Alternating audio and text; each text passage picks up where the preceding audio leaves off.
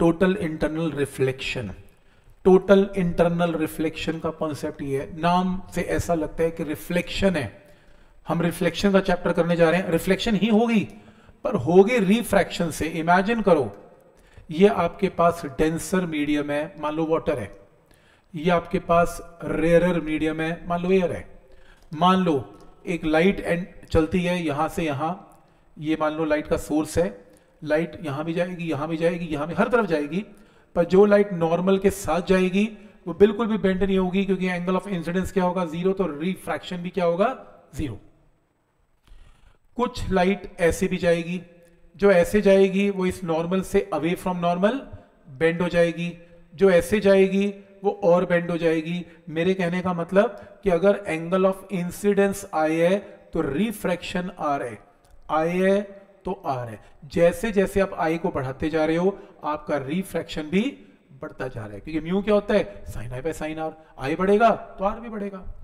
तो अब क्या किया आपने, तो इस केस में आपने लाइट को यहां पे एंटर करवाया, और हुआ क्या, आपकी जो लाइट है वो कैसी चली गई, वो ऐसे चली गई, ये ऐसा एंगल आया इंसिडेंस का कि रिफ्रैक्शन का एंगल क्या बन गया, 90। डिपेंड करता है, आपने आई बढ़ाया आर बढ़ा, आई बढ़ाया आर बढ़ा, आई इतना बढ़ा दिया कि आर बढ़ता बढ़ता कितना हो गया, 90। सही, तो सरफेस के साथ लाइट चली गई। लेकिन आप फिर भी नहीं हटे, आपने कहा ठीक है मैं लाइट को और इंसिडेंट करवाना चाहता हूं। मैंने कहा कहां पर, आपने कहा यहां पर। अब हुआ क्या, आपका ये आई कुछ ज्यादा ही बढ़ गया, इतना बढ़ गया कि आपका एंगल ऑफ रिफ्रैक्शन क्या बन गया, ग्रेटर देन 90। लाइट पानी के अंदर वापस ही आ गई।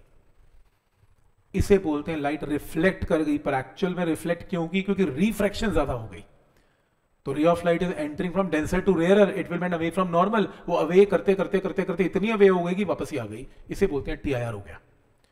एक ऐसा एंगल जब लाइट बिल्कुल सरफेस के साथ जा रही थी, इस एंगल ऑफ इंसिडेंस को क्या बोलते हैं, क्रिटिकल एंगल। तो क्रिटिकल एंगल वो एंगल है जब एंगल ऑफ रिफ्रैक्शन क्या होता है, 90। और अगर आपका angle of incidence greater than critical है, क्रिटिकल से बड़ा है, तो फिर आपकी क्या हो जाएगी, टी आई आर। तो टी आई आर होने की कंडीशन क्या है, कि आपका angle of incidence should be greater than critical. क्या है, पहला स्टेप क्लियर है। वो पूछेगा what is T I R, और पूछेगा दो कंडीशंस लिखो T I R to occur. तो आप पहले लिखेंगे टी आई आर जो है वो एक ऐसा फिनोमेना है जिसमें रे ऑफ लाइट एंटर करती है डेंसर टू रेयरर, और आपका एंगल ग्रेटर देन क्रिटिकल हो जाता है, तो रे ऑफ लाइट उसी मीडियम में वापस आ जाती है। ये पक्का पूछेगा दो कंडीशन लिखो T I R to occur, लिखा हुआ आपकी बुकलेट में। पहली कंडीशन क्या लिखनी है, कि आपकी टी आई आर होती है जब लाइट ट्रेवल करती है from denser to rarer, rarer to denser नहीं होती, क्योंकि लाइट को अवे फ्रॉम नॉर्मल बेंड होना है। तो रे ऑफ लाइट कैसे जाएगी, फ्रॉम डेंसर टू रेयरर, पहली कंडीशन।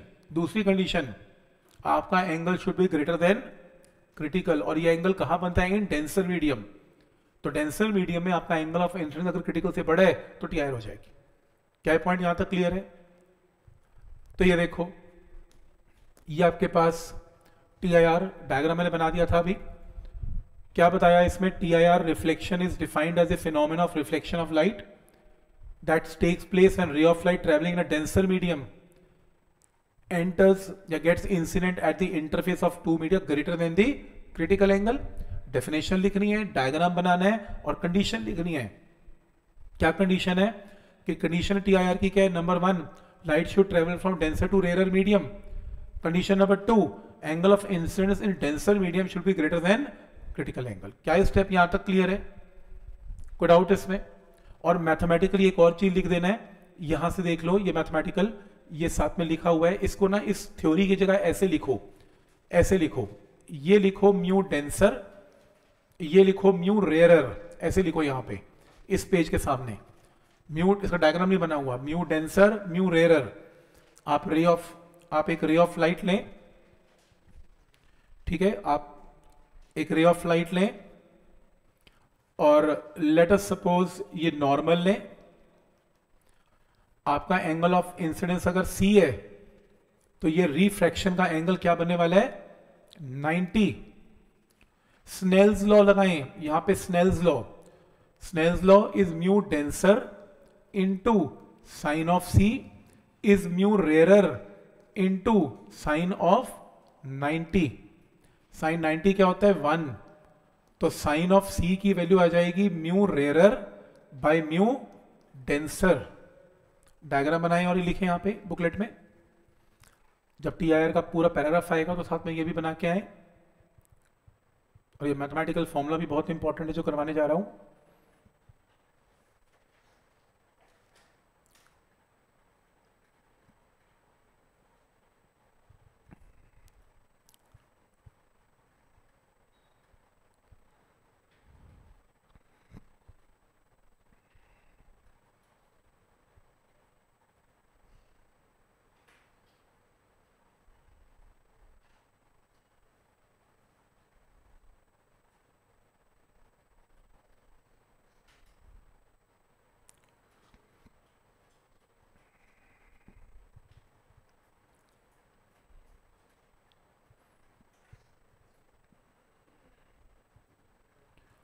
ठीक है, यहां तक लिख लिया। और लास्ट में sine of C is equal to 1 upon mu.